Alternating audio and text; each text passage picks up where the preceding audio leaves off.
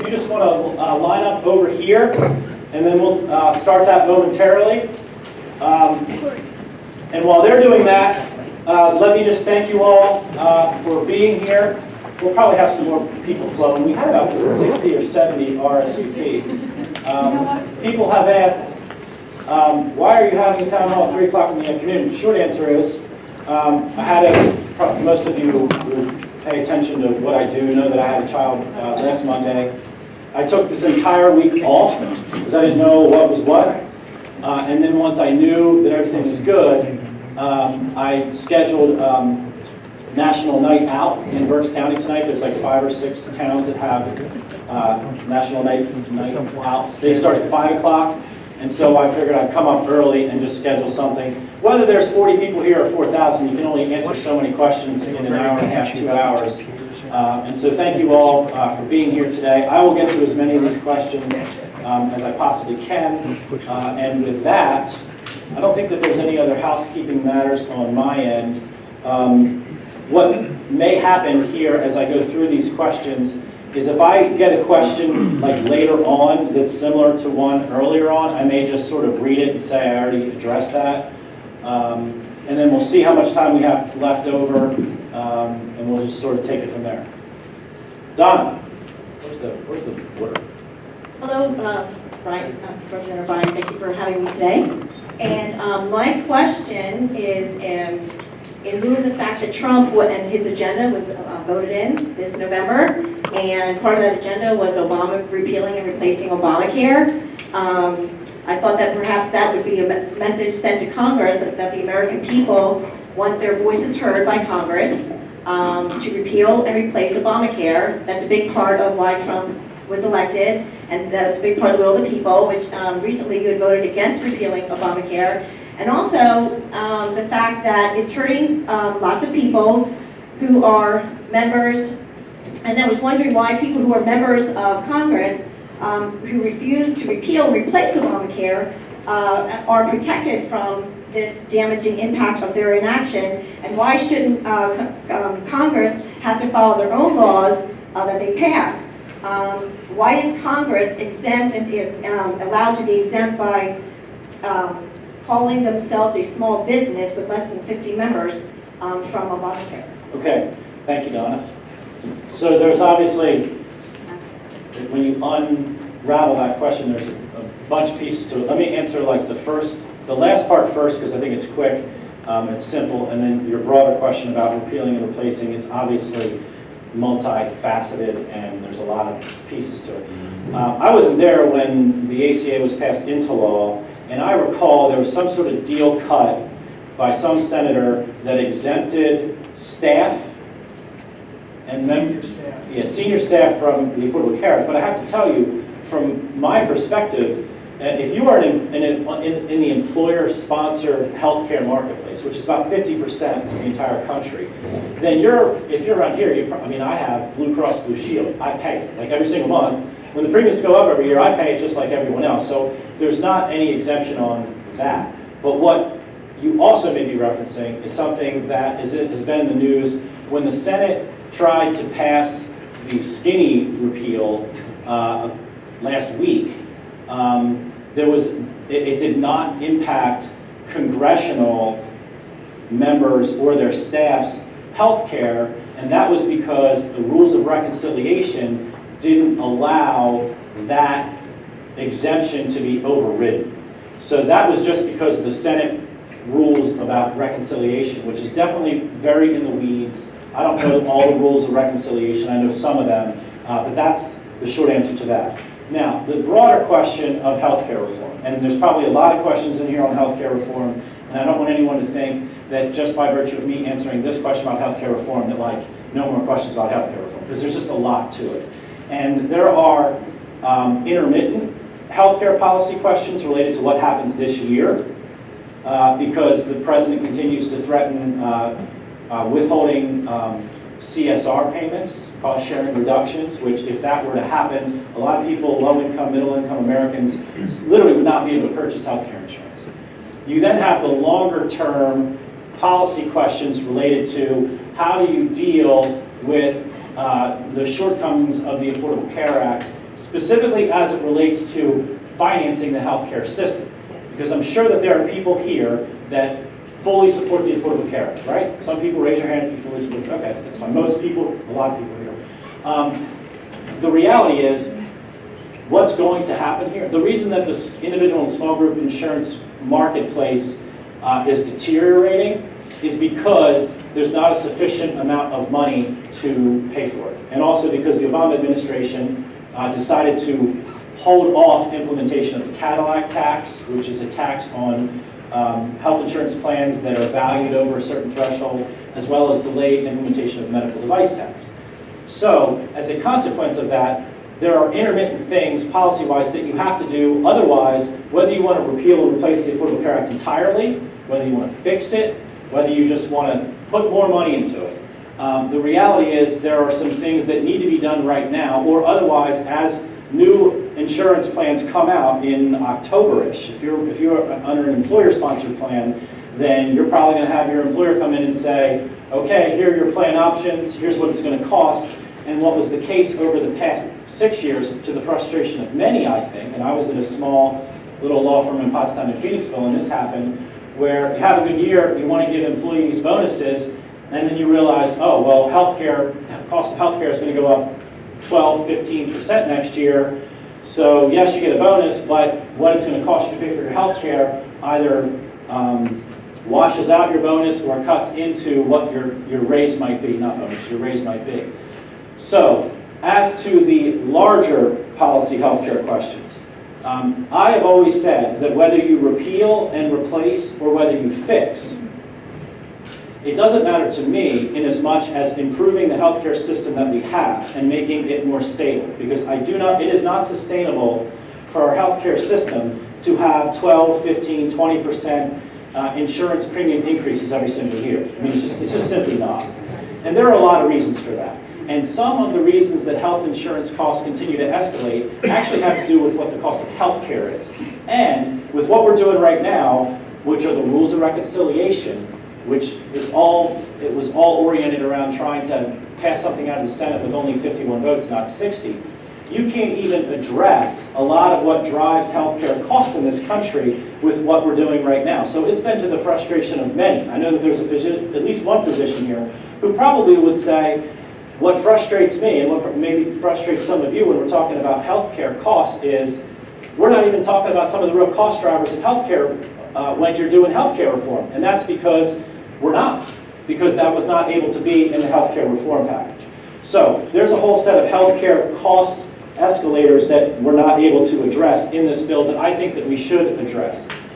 Finally, as it relates to repeal and replace, I am open to that, but only if the essential health benefits, which deals with the 10 mandatory coverage protections, maternity care, mental health coverage, ambulatory care, prescription drug coverage, there's 4 or 5 other ones. To me, they have to be in every single health insurance policy, because if they're not, here's what's going to happen. A year from now or 2 years from now, low-income Americans all across this country who literally can't afford to take vacations, right? They might be late on their car payment. They probably have a rent payment they may not be able to make. If they want health care insurance, you know what they're going to do? They're going to be forced into the lowest option. And what happens when you're forced into the basement option is when you get sick or when you get rushed to the hospital in an ambulance, or your child has a mental health condition, or you have a mental health condition, whatever the case may be, you may not be covered for that, which means the hospital's still going to take care of you and it's just going to get thrown into the bad debt pot, which means we still pay for it anyway. Whereas if you look at what the cost of each one of those essential health benefits costs are within the broader spectrum of a healthcare insurance policy, maternity care coverage is 2% of the cost of a healthcare insurance policy. And all of us were born, right? And we all have kids, and we all have grandkids, or some, I don't have grandkids yet. But the point is, like, some of this stuff, in order to have a fundamental baseline of what our healthcare system is, I think the essential health benefits is smart healthcare policy, right? Those are Obamacare mandates. The same goes for pre-existing conditions. Now, if you do not have pre-existing conditions coverage, what's going to happen is you're going to have what's known as market segregation. If you're healthy, you get thrown in this pile. Okay, you get cheap insurance, or you get less, nothing's cheap, right? You get less expensive healthcare policies. But if you become sick or you have a pre-existing condition, and let's be honest, sometimes you don't know you have a pre-existing condition until it's diagnosed. And so even President Trump, as he was running for office, said, we're going to protect those with pre-existing condition. The healthcare bill that I voted on out of committee, which I still felt needed improvements, which then weren't made, which is why I didn't vote for it on the floor, we had protection for pre-existing conditions, which then got stripped out of there when they created the waiver program. So I think most people think that protection for pre-existing conditions is smart policy. So if you have a repeal that has a replacement with those protections in it, then I am open-minded to it. But you can't. But what I would say though is, well, you're saying in socialized medicine. Well, I'm sorry. that's fine. We all have our opinions. I think that ultimately, what I do not think is smart policymaking is to repeal it now and replace it later. I think that is severe market disruption. Look, we're dealing with people's lives, right? So, I'm totally mindful that some of you that are clapping now might not clap the next answer that I have for your next question. But the point is, when it comes to healthcare policy, you're dealing with, it's the most fundamental personal thing in every single one of our lives. And so when you are addressing it, you have to, number one, provide certainty, right? Because if you're not providing certainty, all you know what breaks loose. And when insurance companies come out with policies next year, they may decide they're not going to even offer policies. And that's my concern with pulling back the cost sharing reductions, is if you do that, you're going to see a lot of insurance companies leave the marketplace. That's an opening salvo on some of the questions that you asked. Thank you. Congratulations. Yes. Congratulations on two things. Number one, that you're having this town meeting and that you are communicating with your constituents, because a lot of the legislators are not doing that, or that's dwindling these days. And also on your new addition to My little lady? Yeah, your new little Carolyn, yes. Now, my question is about immigration. Just a stone's throw from here, we have a detention center that has families in it. And it was 15 families, I think I read this week, that we're up to 35 now, being held there for more than 2 years, moms and their kids seeking safety from violence from the MS-13 down south of the border. Right. A 16-year-old threatened trying to be recruited into the gangs, threatened mom to be raped and killed. They're over here for 2 years now, and nothing's being done. Reform, the process has to be expedited and more fair. Yes. And what are you going? Can we count on you to do anything about this as far as legislation and reform? Yeah, so it's a good question. There's a lot of different parts to immigration reform. I think number one, when the president talks about building a wall, I don't know whether that's metaphoric or whether that's literal. I actually think that he intends it to be literal. But if you talk to my friend Will Hurd, who is a former CIA agent, he's a member of Congress, second term, he has the largest stretch of the border in Texas. I think it's like 800 miles. He will tell you the most effective way to secure the border is through drones and through infrared and other type technological preventive techniques. And you do have to stem the tide of folks coming across the southern border. That's number one. Your question with the issue over here, I don't want to speak too much on that because I only know what I read in the Reading Eagle. I know it's a sensitive issue, particularly right around here, but I do want to speak on a couple other points relative to immigration.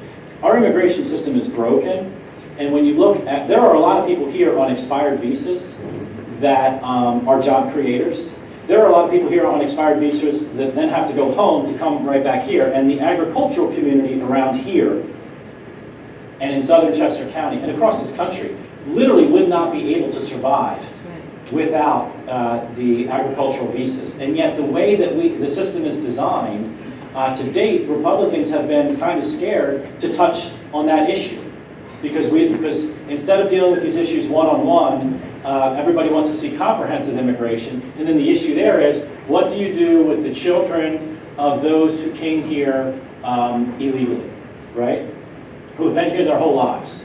And because that issue hangs out there and is a very touchy issue and hits on a lot of philosophical and moral dimensions, we don't deal with all the other issues which only become exacerbated year after year after year. Does that address some of what you said? My concern is, I'll just make this statement, I think it's unfair the way we're treating these people. We're all generational immigrants. Sure. You know? And it's unfair and it's un-American. And I'd like to see a change in that, not necessarily a law, but to expedite the process of people who That are here? safety. Yeah. Okay. Yes. Hi, my name is Bethany. First of all, I'd like to... Indivisible Berks even has buttons. We do. All right, you guys got it going on up here.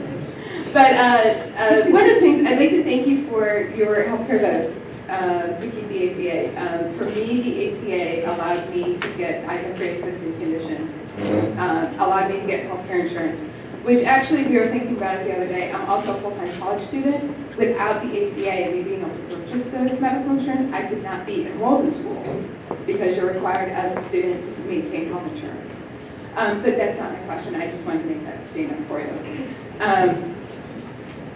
One of the things I'm really concerned about is the administration's denial of good, concrete, scientific foundations for the decision-making policies, especially concerning the environment, environmental protections. A lot of us in this room, you and I, we have only grown up with the EPA and only grown up with good environmental protections. And I'm really concerned about what will happen if we start repealing some of those. I just did a paper on the 1990 Clean Air Act amendments where we're giving a 4-to-1 benefit to cost ratio because of we have less smog and we have less acid deposition that is hurting our roads and hurting the paint on our cars and things like that. Rising sea levels, all those things are really concerning. So my question to you is, is your intent to really push for those strong scientific policy bases? And can I help you with that? Well, look, I mean, in the environmental realm, it has to be based on science. And I also think one area, as I view it, and sometimes if you look at my environmental votes, to me, some of it has to be, well, all of it has to be rooted into. You have to look at the Constitution, and if you look at the 10th Amendment and the issue of preemption, there are times when the Obama administration would look to implement environmental policy, and they didn't care. They told a state how they would have to go about implementing. And that's actually not, you can set standards, but you have to allow different states to comply differently. And so if you look, like when they did their existing power plant rules, I think the court has either stayed that or found it unconstitutional or some combination thereof. Whereas if you have a new power plant, if you're going to build a new power plant tomorrow, right, which these things take like 10 years to license, if you're going to set a new standard for that, fine. Industry knows what they need to comply with. Technology will be able to determine whether or not you can build it. And the capital markets will be able to dictate whether or not it can get financed. But when you're bringing that in, when you're bringing that stuff in after the fact on an existing power plant, I think it's deeply problematic. So that's a big piece of it. And so from an environmental policy perspective, I mean, there was a CRA called the Clean Streams Rule. Well, we already have existing DEP regulations which protect that. So what I don't like to see is when a state agency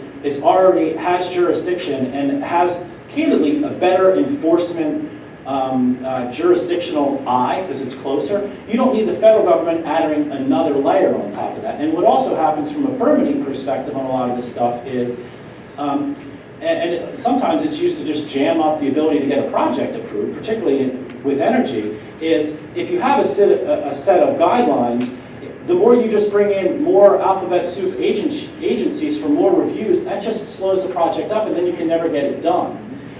So you can certainly help me, and you're welcome to meet with me to talk more about environmental policy. Hi. Came the whole way from Chester County, give him a hand. Hi, my name is Stephen O'Hanlon. I'm 21 years old, and I'm also concerned about climate change and the environment. About 5 years ago, my older sister Tara died of cancer, and it was one of the hardest things my family and I had gone through, and it left my nephew Nathan without a mom.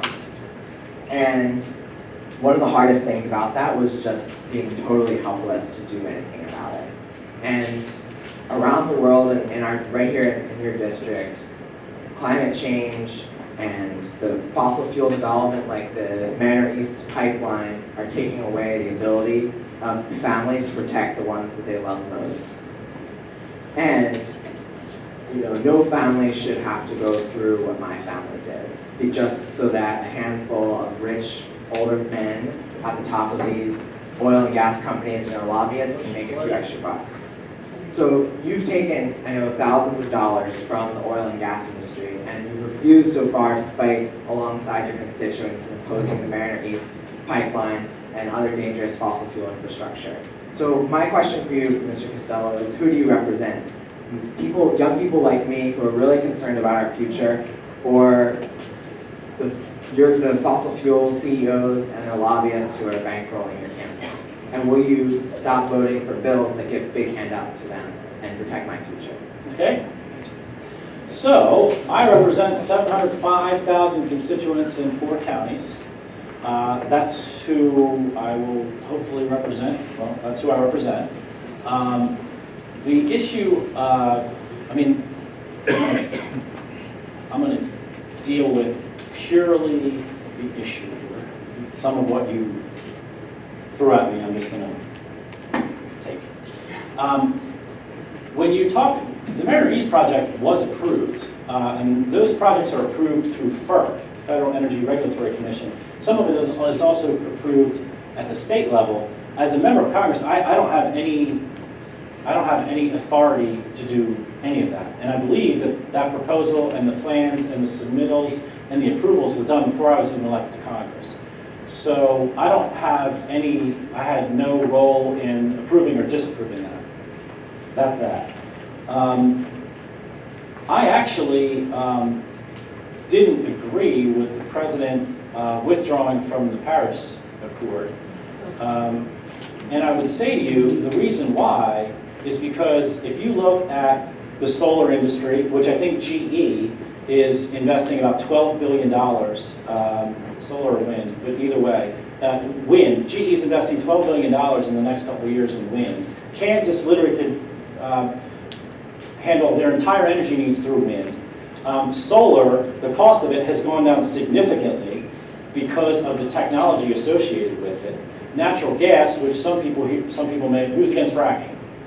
Okay, we got a couple people against fracking. One of the reasons that our carbon emissions have been reduced from 07 to 17 is because natural gas, which emits a heck of a lot less carbon than coal, has supplanted coal. And so what my position is if you just look at where the marketplace is and the resources that we have, and the resources that are most efficient to bring to the marketplace, you're going to reduce carbon emissions anyway. And so from the Paris Accord perspective, you're going to be able to hit, we're already well on our way to hitting, I believe, the 2022 or 2024 benchmarks. So if you get out of that, then every other country that's in that, when you have American companies competing for those projects, where are those countries going to go? Are they going to come to a deal with American companies, or are they going to go elsewhere? We want India buying our technology. We want China buying our technology. We want those manufacturing jobs here. So you either lead or you don't lead. And I got to tell you, some of the other stuff that you said, like, I just call it as I see it, right? Like, you can say what you want. Some Republicans don't like what I say about this stuff, right? Some Democrats don't, right? Some Democrats don't like what I say about stuff. But guess what? I educate myself on these issues, and I do what I think is right. And it doesn't matter whether you write me a $1 check, a max out check, or zero. It doesn't matter to me. I do what's right. That's what I was elected to do. I spend too many hours doing this job, and I endure, you guys may realize this, maybe you don't, I endure abuse occasionally, which is fine, that's cool. I wouldn't do this job unless I was going to do it the way I felt I could do it. I just wouldn't do it. I'd go do something else. There's a lot of things you can do in this world. So that's my answer to those questions. Thank you for the question. Hi, as a change of pace, my question is very simple. Where in the Constitution does we the people give you the authority to regulate or subsidize our health care? Amen.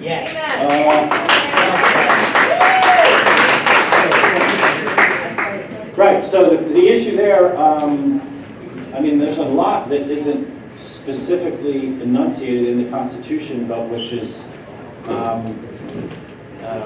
come about through, more than anywhere else, I think it's the taxation issue, because that's how we have Medicare. That's how we fund our VA. That's how we fund Medicaid. And from a regulatory perspective, it comes about through the way that the federal government, but even more precisely the state government, regulates the insurance industry. Tony, thank you for being here, first of all. Basically, our health care is in distress, our health care system. Yeah.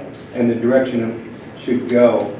I think that the ACA could be adjusted and repaired and functional.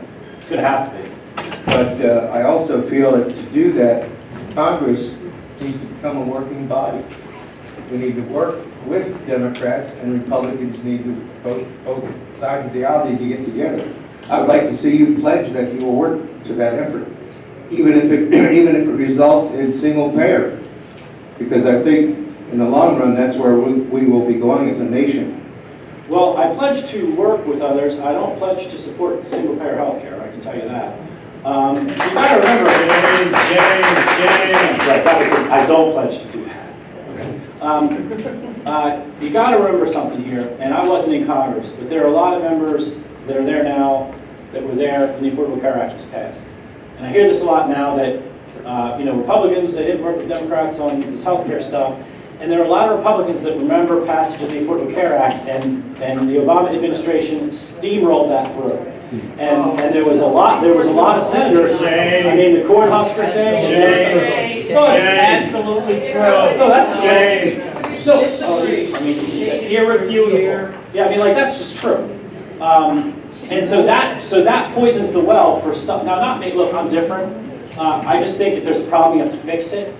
And you have to leave partisanship at the door, particularly on something like this, where we are going to have a very, everybody just no politics for a second, right? And I'm not saying everybody here's political, but people's lives are going to be really, really hurt if we don't fix and make sure that the CSRs are there for the next year. This is an extremely, extremely serious issue. And I am saying that it should come under Congress's prerogative, not the executive branch. That's not popular in some circles. And so when you're talking about work together, just do what's right, I'm doing it. And that's just what you need to do. That's the other thing, I didn't do this job to hurt people. I did it to help people. And so you have to take a problem as it's presented to you, and you have to deal with some things intermittently. This is an intermittent issue. There are some more long-range healthcare reforms that you and I, indivisible Berks, we may disagree. You're probably left to center, that's cool. We may disagree on some stuff philosophically, that's okay. But in the short term, there's really only one way to deal with the challenges that we have. And so I'm out there trying to do that. Thank you.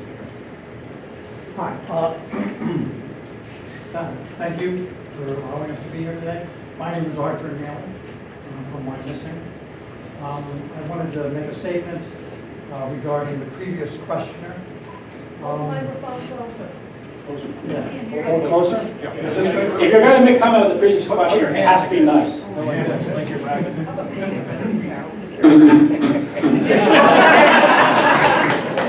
Okay, so the preamble to the Constitution of the United States says a lot of things. Basically, what it's so you're talking about the guy two from? Okay. Yes, its basic purpose is to kind of explain what the Constitution is going to be about. There are many things said, but two of them are important, I think. Provide for the common defense and promote the general welfare of the people. Those two things need to be kept in balance, and I think that applies to a lot of the questions that have been asked, and particularly, I think, with health care. My question is this. You stated, and I'm pretty sure that I was there in Westchester when you did say this, that you would prefer to be a local representative so that you can better know your constituents and the issues they face. Would you be willing to endorse redistricting reform in Pennsylvania so that can be a possibility? So, a couple things. Number one, a lot of people don't realize this, but when you go in 2008, when you went in 2008, or when you go in 2018 to vote for your state rep and your state senator and your gubernatorial candidate, you are voting for them on a set of issues, whatever it may be, property tax, this, that, the other thing. You're also voting for them to approve the lines. That's the way the Constitution is set up. And I think a lot of people don't realize that, so that it's the state legislature that votes on that stuff, and it's the governor that votes it into law. I'll finish, because I know where, you probably like my answer there, that's fine. But that's the reality of the situation. If you go back in time and read Supreme Court holdings, they will say that gerrymandering is a, let me see if I get this right, a uniquely political process, right? That's what it is. You're never going to get lines that are going to meet with everyone's approval, and whichever party is in control is going to draw them in such a way as to their political advantage. It's always been done that way. I think the 2012 lines were particularly frustrating, maddening, whatever, to Democrats because they were drawn to Republicans' advantage, right? More so than previous ones, and that's probably because of the computer programs that you had in 2010 that you didn't have in 2000 and a lot of David's had. That doesn't, and by the way, we're going to lose one congressional seat in 2022 because of census data. We're growing, but we're not growing the way a lot of southern states are growing. That's something else. Next point. You have in southeastern Pennsylvania 4, you have my seat, Meehan's seat, Dent's seat, Fitzpatrick's seat, maybe Smucker's seat, so that's 5. You have 5 slightly Republican districts with 5, I mean, look, people call me all kinds of different Republicans, but the point is I don't think people think I'm the most conservative Republican in Washington, D.C. So if you look in the Philadelphia suburbs, by and large, if you look at voter registration, it's slightly Republican. You could draw those districts so that you have 3 safe Republicans and 2 safe Democrats. You could draw it 4-1. But the point is, no matter what you do, you're still dealing with the political process. Final point, and then if you want to do a follow-up. There's a case out there, a redistricting case or whatever, that's tailored in such a way to keep it in state court. On that point, Democrats and Republicans both voted for this map. They all voted for it. And this lawsuit that's out there right now, I do not believe even accounts for the Voting Rights Act. So you better be, so people, not you, those who wish to see redistricting reform for fair districts really need to take a long look at what the Voting Rights Act stands for, and making sure that if you in order to have minority representation in a district that has predominantly minorities, that if you strip that away and say, well, since there's 800,000 more Democrats in Pennsylvania, we should draw them in such a way that benefits Democrats, you could end up with those Philadelphia districts. This district could be part in Philadelphia in order to get a Democrat in it. And what you would also do is potentially violate the Voting Rights Act in doing so. What I think, more than anything else, is compactness, right? I think that you should have districts that have some element of compactness. There's probably a way to do it so that you have a compactness type score. And I also think you should try and not split municipalities up. I think that that is, and even more than that, you should try and have school districts all within one. I mean, I try and visit every single public school district in my district in a 2-year cycle, and I'll go to the ones where there's only like 1 or 2 municipalities in it. But look, it makes it easier for me. But it also, I think, is a better way to go about representing the communities that you represent by having that compactness. Okay. 2 responses. Number one, you're absolutely correct. It has become and has for a long time been a political process, the redistricting that we do, especially here in Pennsylvania. But it does not have to be that way. You do not have to allow politicians to make those decisions. in Pennsylvania. Well, you don't, you're right, you don't have to. You That's can correct, you allow don't an have to. independent Citizens Commission to do that. Who appoints that? Or do they run for election? That's set up by law, in fact, By politicians. I'm not trying to give you a hard time, but I just think, well, it feels like a hard time. well, no, because I think ultimately it still devolves into some sort of political process. Look, No, I disagree, utterly disagree. all right, The whole point of the Constitution of the United States was to make sure that we each have a vote and that those votes matter and that they are equal. My vote should be equal to your vote, to be equal to your vote. but I think it is. It is not. No, it's not. If redistricting is done purposefully to bias areas, districts, so that they are more of one party than the other, then my party, it's not of that majority, does not matter. Yeah. Look, So that is, first of all, it's unconstitutional, I would say. Second of all, it's undemocratic, the global sense of democracy. Second of all, so yes, you're right. It is a political process, but that should end. It should no longer be a political process. It should be a process by which, and yes, the legislator will have to make some decisions about having this process changed. right. But that will only happen in Pennsylvania by a constitutional amendment. Which could happen, I think, from citizens petitions, right? Well, not in Pennsylvania. Okay. But in the State House currently, there are two bills, Senate Bill 22 and House Bill That's the 722, other thing. that will completely change. That's the other thing. I don't even have any say with this stuff.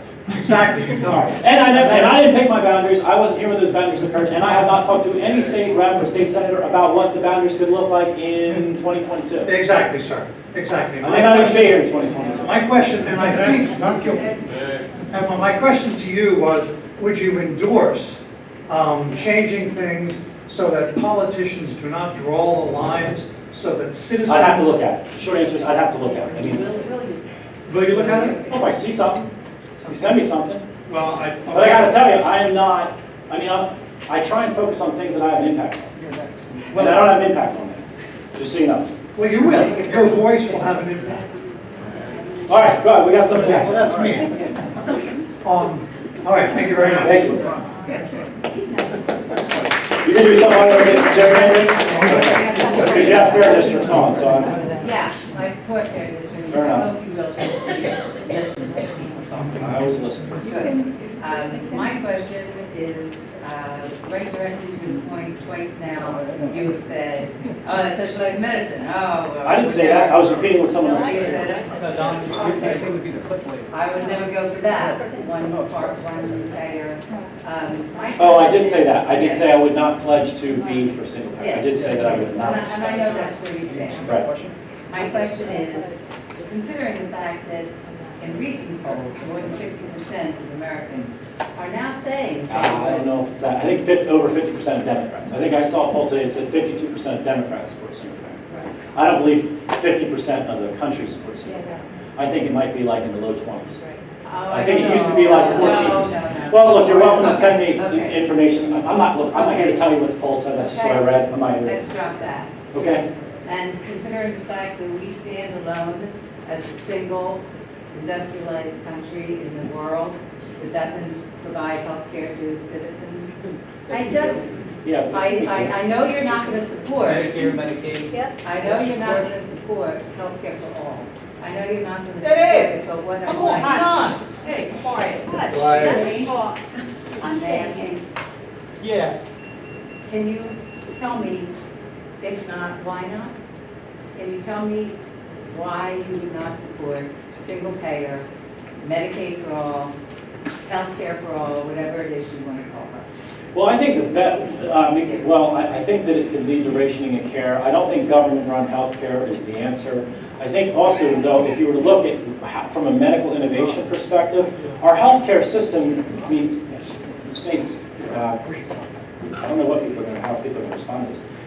I believe we do have the best healthcare system in the world. And if you look,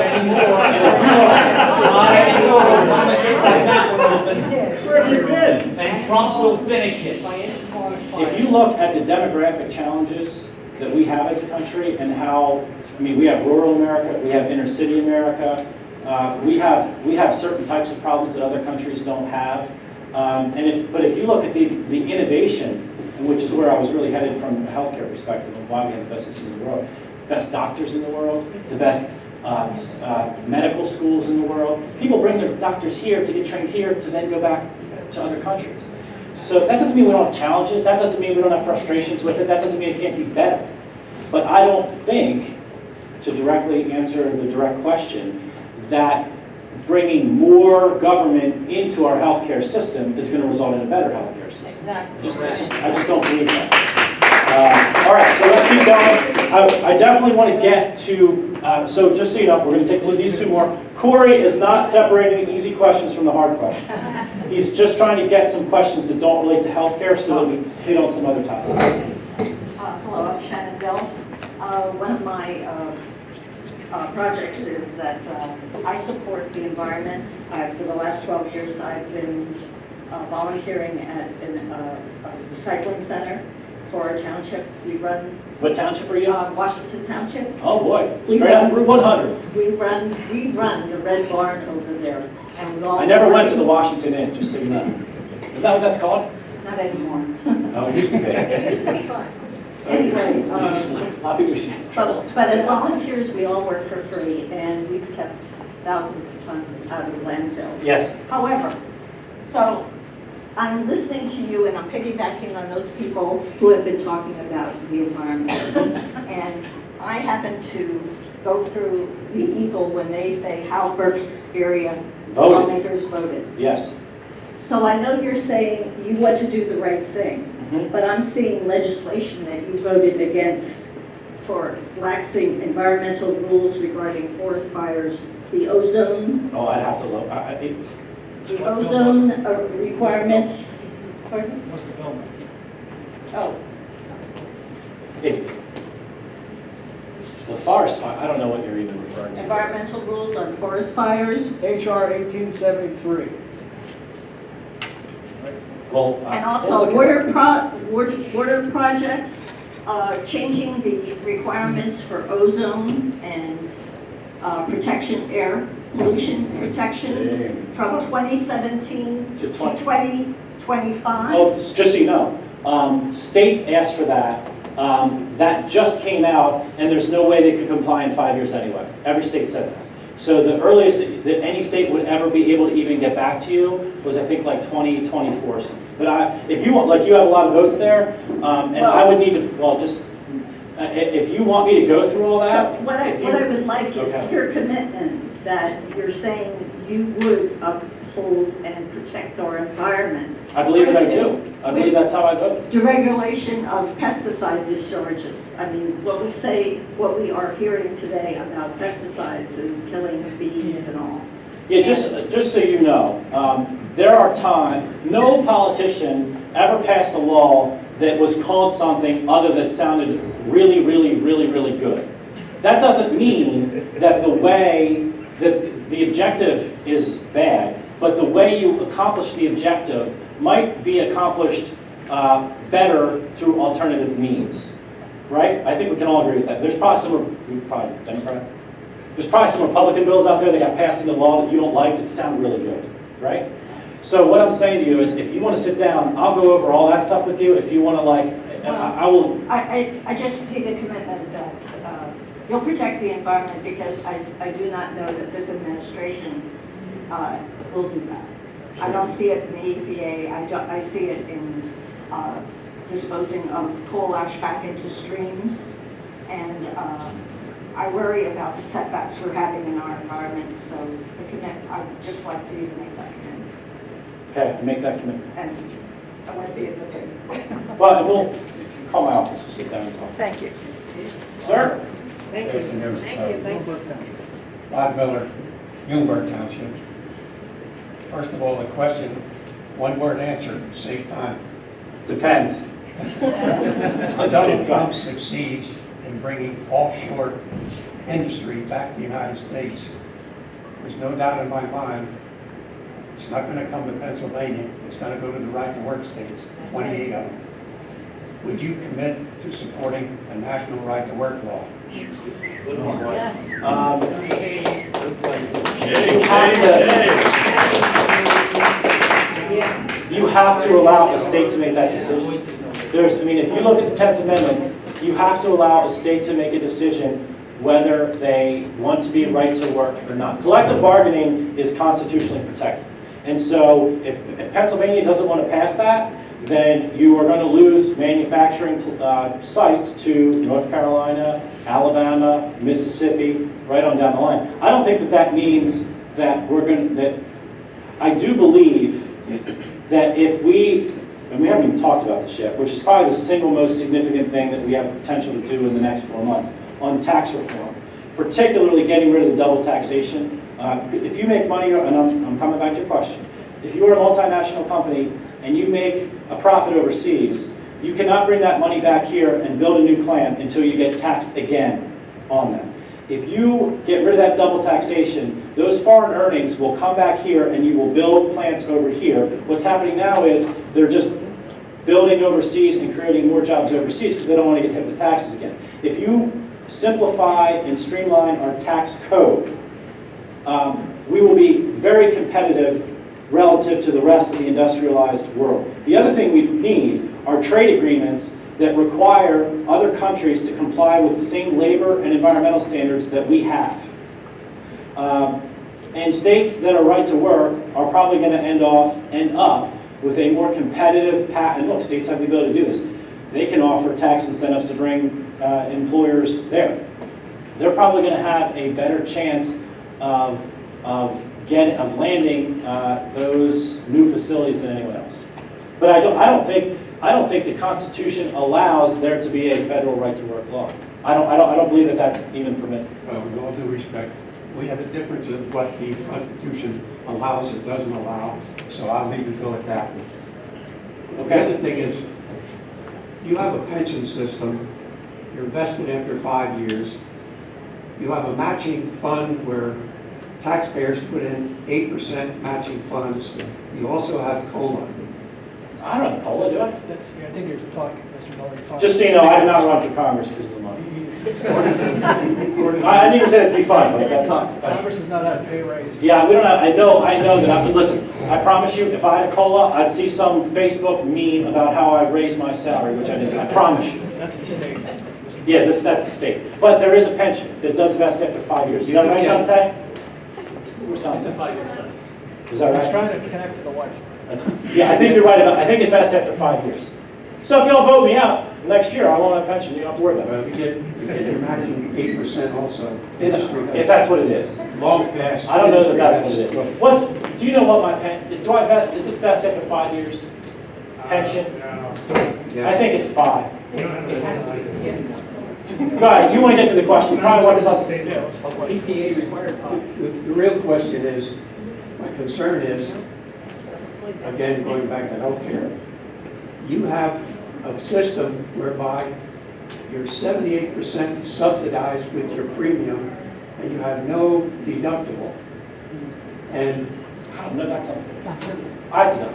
I'm positive I do. That's the state. I do not have the generous health care package that you think that I have. I do not have health care for life. I pay into it just like everyone else does. I promise you. It's actually not. I promise you. I know you pay in, I'm telling you, based on my information off the internet, Oh, well, that internet. by various sources, Yeah. was you're 78% subsidized of your premium. If I'm wrong, I will rather. No, my staff will call you up and I know I'm on Obamacare, Affordable Care Act. I will call you and tell you what that all is. Because I don't even know, it just comes out of my paycheck. Just so that everybody knows, since 2014, all of Congress and staff has been on Obamacare. We all pay into our premiums. For a family like mine of 4, my premium is $700. We are exempt. We are not allowed to have platinum plans. They can only just be silver or gold. And so we all pay into the same system that you are on. Sorry. Thank you. I appreciate that. And I sleep on a mattress on my floor when I'm in Washington, D.C. if I don't drive home. True story. And it's not comfortable. All right, go ahead, sir. Go ahead, man. Let it go. Go ahead. Let it ride. Let it ride. I will acknowledge that the internet does have some misleading information on it, but I'm a librarian in the city of Reading, and We gotta get back to the card catalogs. I grew up with. A lot of time I spent card catalogs. disagree. Anyway, President Trump has indicated that you would like to cut funding to the Institute of Museum, Library Sciences Studies. Do you support funding libraries? Do you support keeping what little federal funding there is for libraries? I think from, broadly speaking, the great equalizer in our country from an educational opportunity perspective is our library system. It's probably a little less today than it was 20 years ago because we have the internet. But I also think that when you go to a library, the ability of a librarian to direct you in the right direction. The other thing, and this is not so much federal, there's a little bit of federal, but I think it's much more state and even county and school district driven. You see, particularly in inner cities, but even here in Berks County, because I visited a fair number of libraries when I was county commissioner, we had a federated library system where books share around the entire county. Your low-income kids, if you're not providing some opportunities in the summer at libraries, there are no opportunities to be had. So from an equalizer perspective, from an opportunity perspective, I think that you need, I mean, to me that's the educational infrastructure. I mean, it's no different than our school system.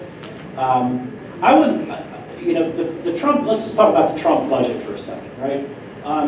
Budgeting in Washington, D.C. doesn't make sense because they just either print more money or they pretend that it'll balance in years 9 and 10, so they put off all the cuts till 9 and 10. And then it goes to Congress and Congress just ignores it. I mean, when President Obama was in office, I don't even think that there was a Democratic House member that was willing to introduce the budget in one of his last years, and his budgets, I don't even think they ever passed. So let's shift to the new president. Congress isn't going to take up the Trump budget, let alone pass it. They just are constitutionally required to offer up a budget. What's going to happen is we're going to get close to September 30th, and whatever the spend number was last year is probably going to be the spend number this year. There's probably going to be increased military spending because of what's going on in North Korea and Russia and Syria, and you're probably going to see an increase in some discretionary spending, but that remains to be seen. But I would, if you want to sit down and talk about that direct spend item, because what I've done a lot this summer is a lot of different people come in and they have a particular program that helps them and they explain why it helps people in the community. That's always helpful to me so that the next time I'm asked that, if I'm ever asked that specific question, I can say I sat down, I met with you, here's how many people it helps, here's why it's good for our local community, et cetera, et cetera. And I do get that the president is either posturing or operating a pie-in-the-sky budget. That's not really what's going to necessarily go to the floor, but I'm glad to hear that you do support that facet or don't support that facet of his budget. And just your point about like who's using the library, the Reading Eagle ran a paper, was on the front page, I think it was I forget the day last week, about millennials using the library, people my age. Also all about senior citizens. Yeah. So it's not even just low-income kids who do benefit greatly. I agree with you. But yeah, there's a lot of people using internet there at the library. You're totally right. Point well taken. I was trying to cite one example, but you're correct. Thank you. Yeah.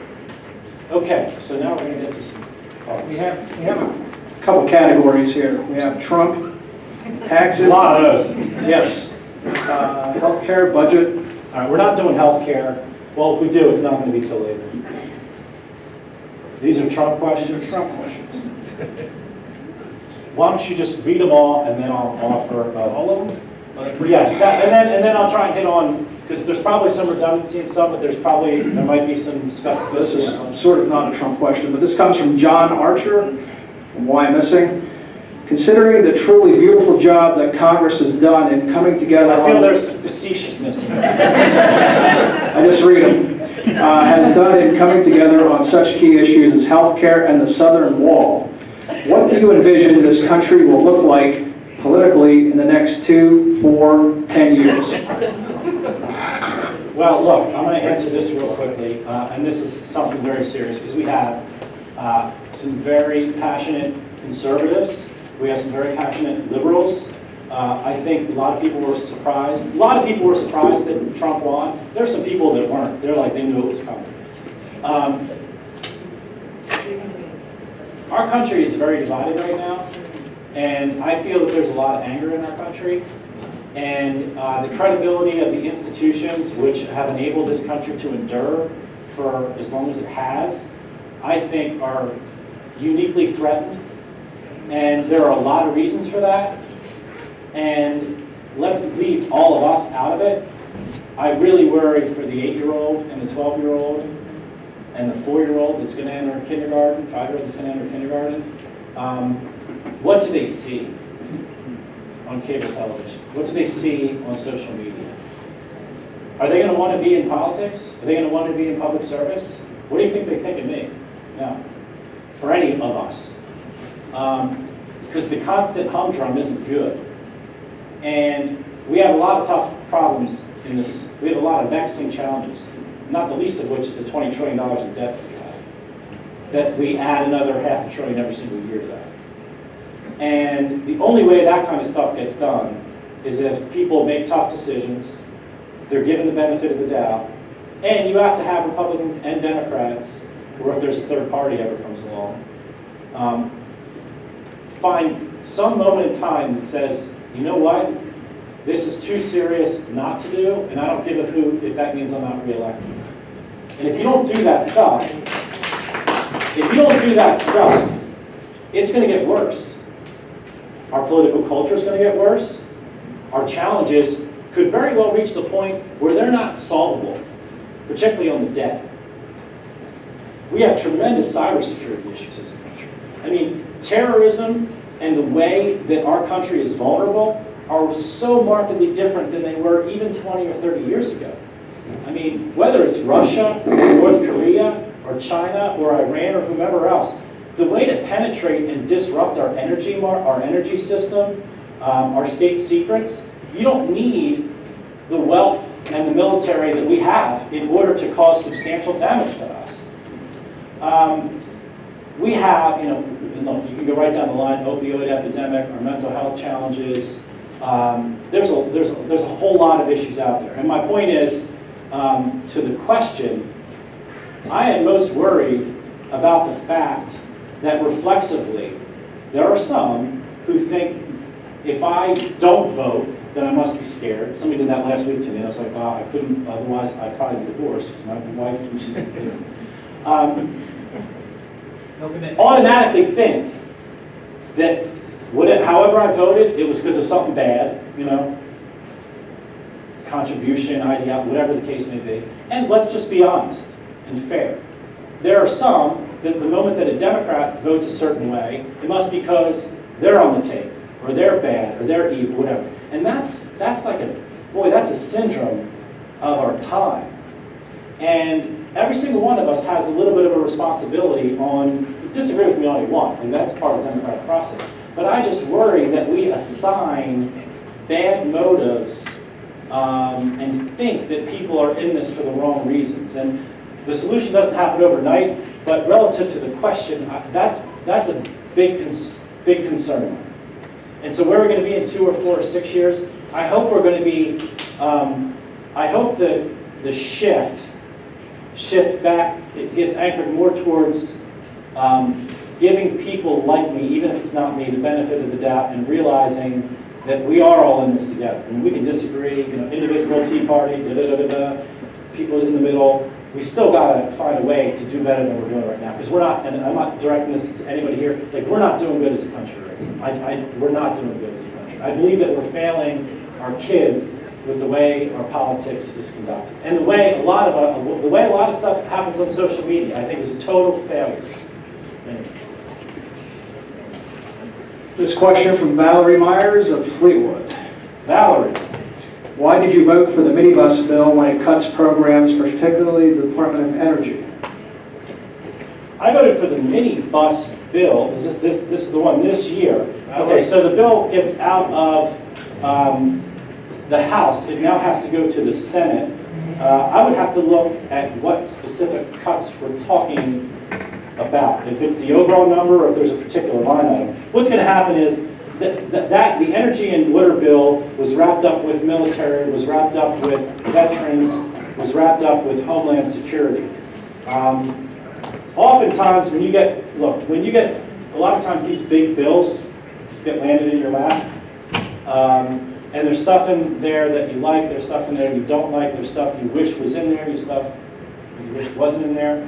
And, I mean, ultimately, pragmatically, you have to say, all right, the sum of this, does it need to get done?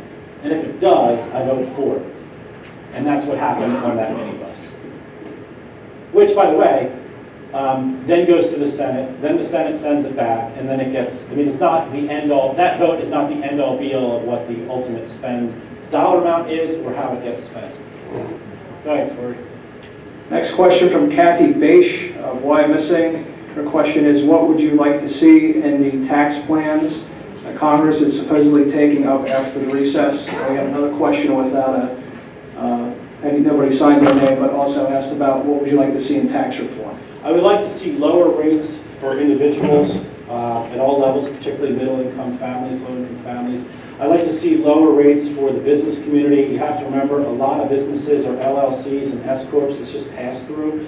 I think most business tax savings are going to end up getting reinvested right back in economic growth, in wage growth. I think that there are a lot of there's a lot of giveaways in that tax code. I think that it needs to be simplified substantially. I would like to see, if you are a W-2 employee, I would like to see you not have to go see an accountant. Because I just think it's become so complex and there's just so many little deductions and credits that it's just impossible to do your own taxes. Let me rephrase that. I think it's very difficult. It's more challenging now to do your own taxes than it was 5 years ago, than it was 10 years ago, than it was 20 years ago. And the more complex it is, you know who it hurts? It hurts the little guy and the little lady. It doesn't hurt conglomerate company A or conglomerate company B. They have all the tax lawyers and accountants and consultants working for them, and they benefit from this stuff. And I don't think the American public benefits from it. So I would like to see lower rates. I would like to see a simplified tax system. Easier said than done, but you're going to see, I think, a dramatic shift by Republicans, and we're the governing party. We're trying to control the House, we control the Senate, control the President. Not to control the President. But if you're going to see tax reform get done, it's going to be a Republican-driven plan. I actually think there's a higher likelihood of success if you can get centrist Democrats in there who see and believe in the argument that you will have economic growth through tax reform. We will see though. Those would be my principles. Ray Foster of Muhlenberg Township asks, why won't you support defunding the United Nations? Did I vote to not? I don't understand. Do you want any follow-up on that one, Ray? Well, let me say this. I think all the countries that don't pay into NATO should pay into NATO.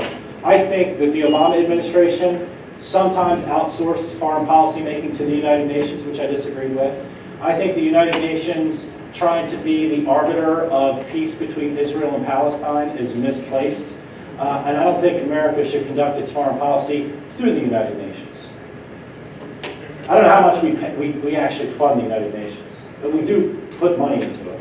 And having said all that, I'm not so sure we walk away from the United. I mean, you know, all the other countries are part of the UN. That doesn't mean I don't like our country to be at a table and decide we're going to get up and walk away. I just don't think that that is good for a lot of the multilateral, complicated challenges that we have, including North Korea, which is extremely dangerous, and it's only going to become more dangerous unless China and other countries around in that area, in that region, decide to step up and hold North Korea accountable. The same goes in Syria, where the Russian sanctions is actually, it's driven at what they were doing in meddling in terms of the election, but a lot of that is Russia trying to prop up the Assad regime and cause further instability in the region, which is not only dangerous in Syria, it's also dangerous for everything that surrounds Syria and Israel and all the other countries, and that only creates a further powder keg and only emboldens Iran to do more dirty deeds and sponsor more terrorism in the region. So I just think there's so much happening in a lot of regions of the country that I would not suggest that the United States should walk away from the UN, but I also don't think that we should be led by the UN in terms of America's interests. Follow up on that, Ray? Go ahead, Corey. Go back to Trump questions. Knowing that your constituency is moderate, Well, that's not necessarily true. yeah, We have, if you according throw everybody in to, the pond and washed it all out, it would probably be a moderate voter. But we have very liberal and very conservative voters too. this is, I forgot to mention, from Brett Mazzaro. Okay? Anyway, knowing that your constituency is moderate, when do you and like-minded Republicans cut ties with the White House?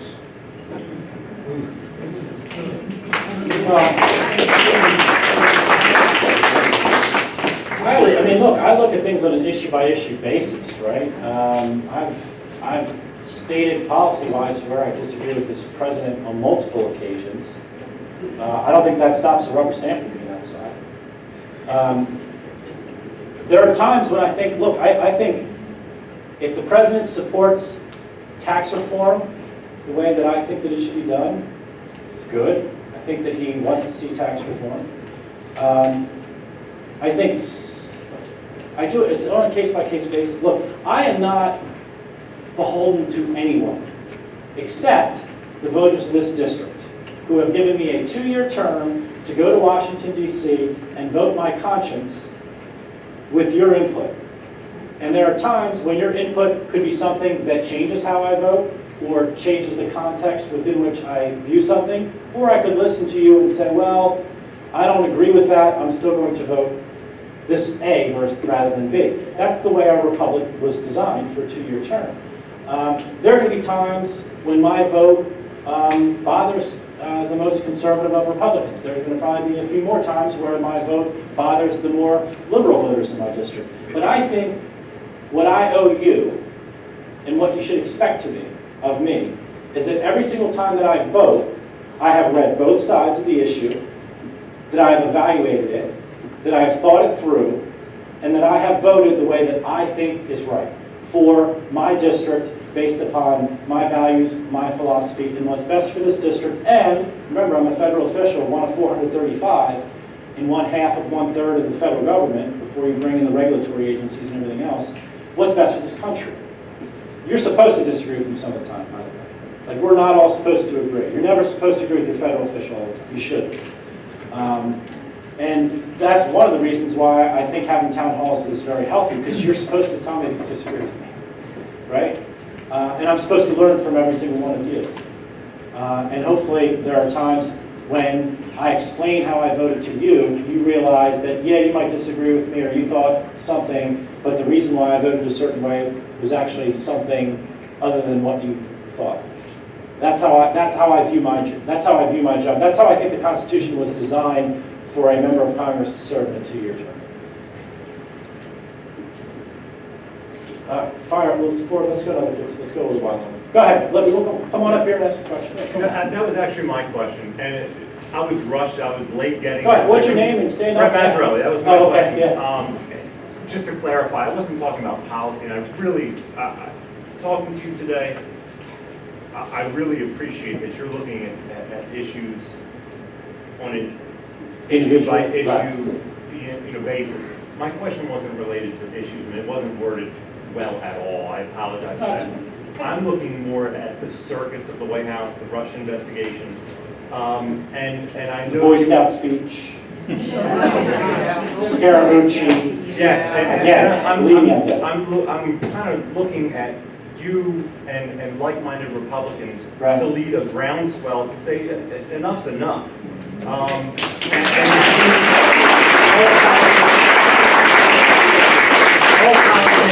issues aside, and your votes are your votes, and I respect that you're looking at things objectively and looking at it in terms of just the circus that it's become. How close is that? How close are you and like-minded Republicans to kind of addressing the elephant in the room? It's a good question. Look, I think in every single town hall I have, that has to be a question, right?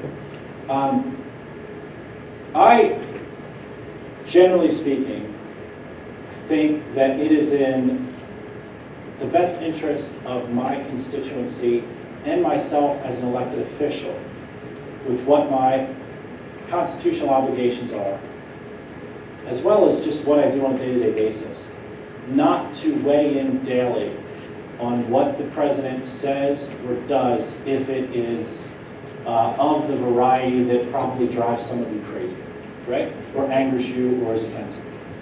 And the reason is because I then become a pundit. And then every single time something flares up, I have to be called to answer for it. And if I don't, then that must mean I agree with it. So it becomes a very slippery slope. It becomes a cul-de-sac, if you will. But I probably do offer my opinion on that more than you realize. I call into radio stations on a regular basis. I have constituents meet me in the office, and if people are here who have met me in the office, I mean, I let it fly. But what I don't do is like go to Twitter and come up with something clever on what he said, or do a Facebook post, or issue a press release. Because number one, you always have to go out and like, did he really say that? Are there dual meanings to that? Because let's be honest, sometimes he says something and it can mean a couple different things. Sometimes he doesn't. Sometimes there's a background to that I may not be aware of, or somehow somebody might have cleaned it up after the fact. All that takes a lot of time, right? And it's not my job to play pundit when he is pontificating and stuff. It's just not. Having said that, during the campaign, the Muslim ban, the con, the way he responded there, the Billy Bush incident, sometimes that something is so egregious or gets to so much the fundamental character of what I think is right and wrong that I do say something. I mean, I said something, I was on radio recently about the Boy Scout speech. But I also think that me being, that's your job, right? I think that's every voter should speak up when they feel like speaking up and when they shouldn't. I do sometimes, but to me, I have to be policy focused on this. And there's times when I've said things supportive of this policy. I think, here's something that he said in the past that's controversial that I totally agree with. I don't necessarily want countries to know what I will and won't do. I think that that's a pretty smart way of approaching foreign policy in this day and age. We shouldn't necessarily forecast what we will and what we won't do. There are other times, though, where I disagree with what his policy proposal may be. I said it on the Paris Accord. I got to tell you, there's not a lot of Republicans that agree with that. And there's some Republicans out there that don't like that, my position on that. His budget proposal, there have been a couple other things along the way. So it gets back to like calling it as I see it, dealing with it on an individual basis. But look, I get called, my office, if I want to go on MSNBC or Fox or that stuff every single night and weigh in on what the president said, I could do it. But that's not my job. I didn't run for this job to be a pundit. But I do know that is frustrating particularly to those that are very, let's just call them anti-Trumpers, right? They want to see more because you can go on there and see Ted Lieu or some of the other Democratic members who like, boom, every single day, firing away 5 or 6 times. And some of it's funny, right? And all of it's, what some people in my own, and probably some indivisible people here like that stuff. That's fine, but that's just not what I view my role as a member of Congress. Would you consider censuring him? How do you censure a president?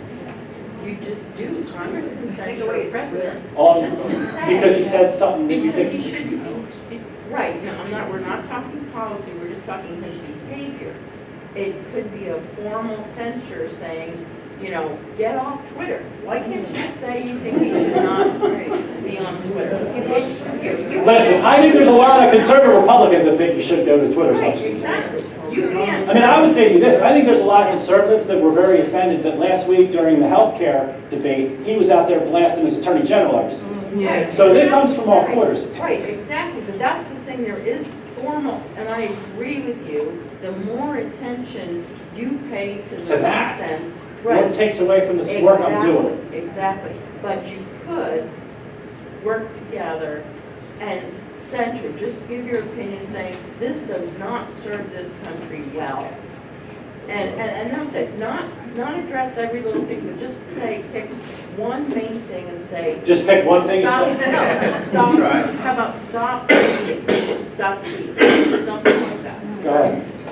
So this is kind of a follow-up that connects with something else you guys said earlier. I mean, you were talking about divisiveness within the country, within the legislative process, political culture being more divided, and that ties into Brett's question just now. I mean, we have a president who's kind of landed where he is because of his ability to exploit divisiveness and anxiety. And I think, and some Not to interrupt you, but I'll let you finish. But you also do have to understand, I respect what you're saying, but if we go back in time, and I don't want to delve too deeply into this, he also spoke to a lot of voters, a lot of working class Democrats who felt that Hillary Clinton wasn't speaking. So I think that a lot of people voted for him for a lot of different reasons. I don't take away from what you said, or I'm not here to disagree with your judgment on that, but I also think there's another side of that. But I apologize for interrupting. I'll let you go. And that's a fair point. I mean, I give you that. And I guess what I'm saying is we don't have a president who's really done a whole lot to counteract the divisiveness that you're talking about. To unify. We put it that way. And I mean, what you said in response to Brett's remark a minute ago about you don't want to put yourself in a pundit position. You don't want to set yourself up as like commenting on every little thing that happens. Right. That makes perfect sense to me. I think that's a very smart move on the part of somebody in your position. But I guess what I want to know is, what can you do? Yes. I mean, this is not. I mean this in a serious way. No, I know. Like you want to create a political culture that's more functional. That's not, that's not about scoring points. Sure. You want to be able to communicate across the aisle. How can you build that? So that's a great question. I ask myself that all the time. I struggle with that all the time. And the way I feel philosophically is this. I think every single day I need to try and approach my job in the way that I speak with civility. I think people who are very frustrated need to have avenues to speak with me and to vent to me. I think I need to be outspoken on certain issues that can bring the parties together or that I feel passionately about. I think that I need to try and stay positive. I think I need to demonstrate that someone in my position can work with Democrats on some issues. I also think, more than anything else, when I disagree with someone, the way that I go about saying that I disagree with them or I disagree with what they're saying, hopefully is a little small, not lesson, because I think people get it, but a little small window into how I operate as an individual.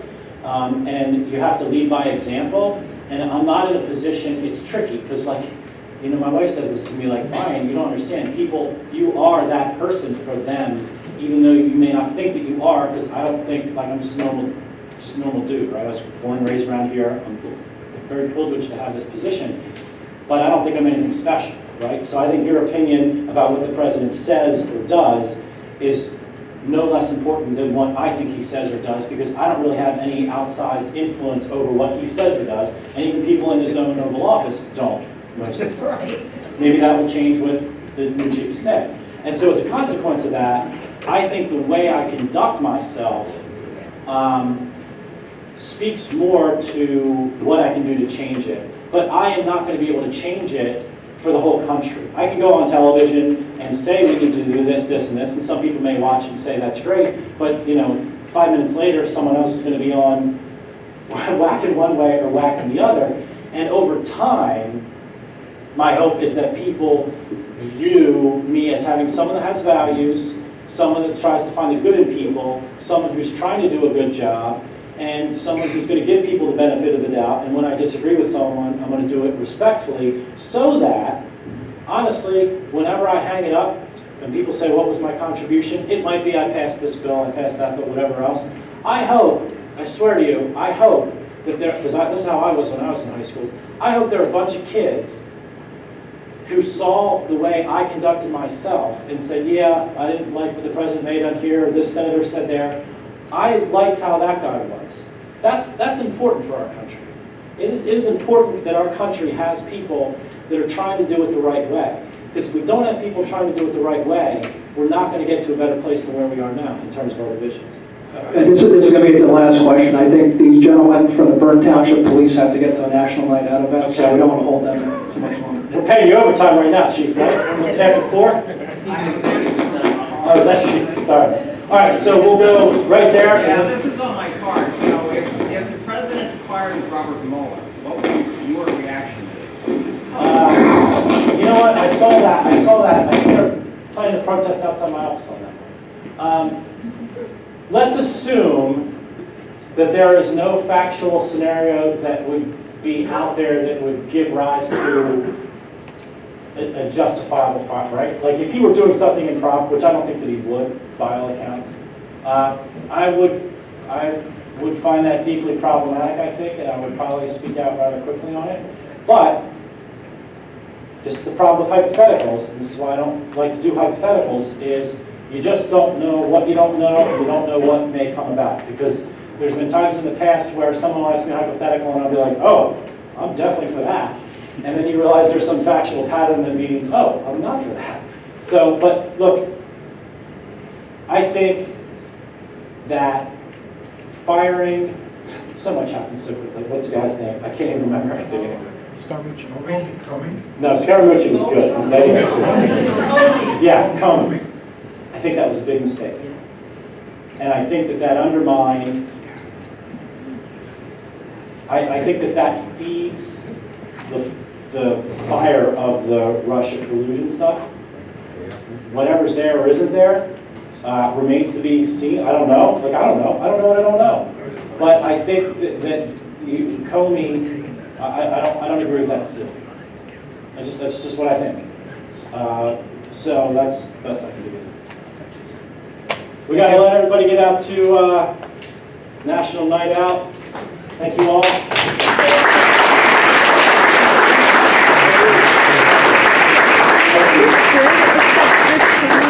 I'm going to take this off so there's no hot mic incidents. So